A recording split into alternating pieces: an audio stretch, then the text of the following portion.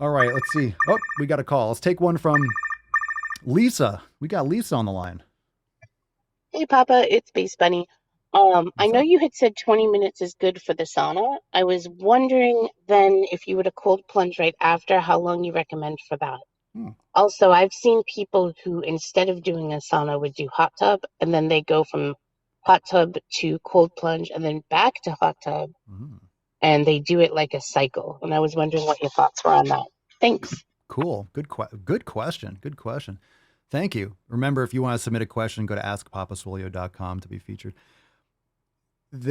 So what I've been doing for sauna is I've been kind of 20 to 30 minutes is really my go-to. I've been going more towards 30 minutes lately.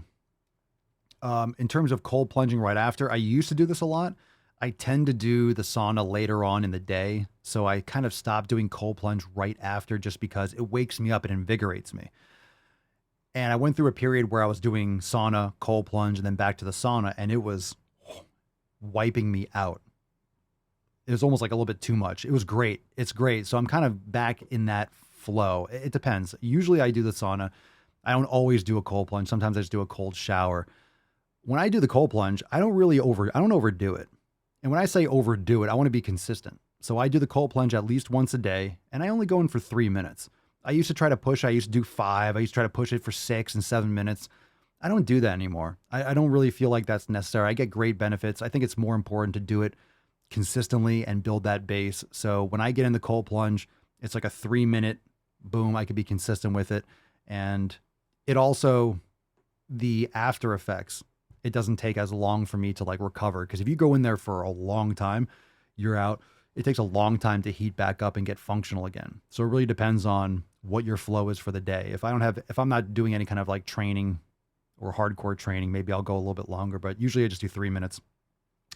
So I'll do sauna. And if I did the cold plunge right after, I would usually go in. I'd probably be in there a little bit longer because if you heat up so much in the sauna, I could usually handle longer in the cold plunge to bring your body temperature all the way back down.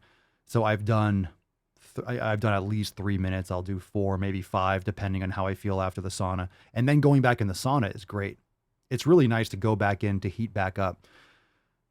So I think there might be some opinions on it. I think that's the Finnish way is they do sauna, cold, and then they rest for like 10, 15 minutes, then do it again. So you after the cold, you let your body warm back up, and then you go into the sauna again. So you don't go right back in. But I've done it a couple different ways. So in terms of going in right after, it could be if it's really cold. So my cold plunge is like 39, 40 degrees. So I'll go back in and even after a minute, after a sauna, if you really want to bring your temperature back down, for me, I'd probably be in there for 3 minutes anyway. That's kind of the minimum I do when I go into the cold plunge. So in terms of what I do, sometimes I don't do the cold plunge after. I usually do the cold plunge in the morning, whether it's first thing like immediately or shortly after. If I take the dogs out, if I wake up a little bit later and I'm like, all right, they have to go pee and I take care of them. I'm out in the sun a little bit and then I go in the cold plunge. But it really starts my day. So definitely in the morning, and then sometimes I'll do it afterwards. And then after the cold plunge, I do like to jump back in the sauna. So I'll turn the sauna on, go in there, sweat my ass off, close the door because I usually leave the door open for the sauna to let it air out and to let the moisture and the sweat evaporate so there's no mold or not there's mold, but if it so it doesn't just get like funky, right? And then I'll go in the cold plunge and then I'll go right back in. And it's a nice way to warm back up. So I mix it up. I would try and see what works best for you. And I kind of go back and forth. I kind of go back and forth. I try it out a little bit. One of the things that I've been avoiding a little bit is doing sauna too late at night because it's hard to rehydrate that late. And if I'm drinking tons of water, if I sauna right before bed and I'm trying to rehydrate a lot, then I don't want to be up all night pissing.